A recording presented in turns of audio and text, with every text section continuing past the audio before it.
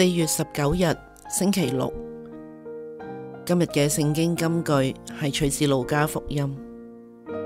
一周第一天的黎明時分，婦女們帶着香料來到墓地，卻發現墓門的石頭已被滾開，於是進去，但找不到主耶穌的遺體。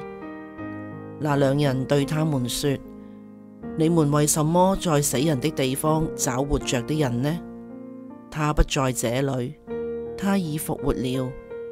你們應記得他在加里肋亞時怎樣對你們說過：人子必須被交在罪人手中，被釘在十字架上，並在第3天復活。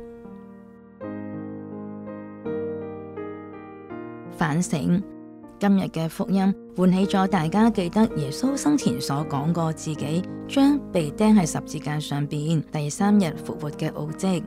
不過當時聽過呢番說話嘅人一啲都唔在意。我哋諗一諗，福音裏邊耶穌教導咗我哋好多，我哋都有在意嗎？分享你自己嘅情況。點解今日嘅彌撒設喺夜晚嘅呢？當中代表咗乜嘢意義啊？分享一下你嘅理解。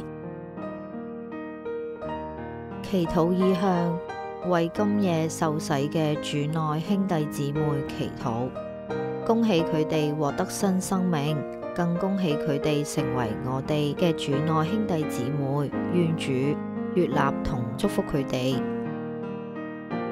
行動回應：與家人一齊參加基督復活前夕守夜彌撒，帶備白蠟燭，期間要專注同誠心祈禱。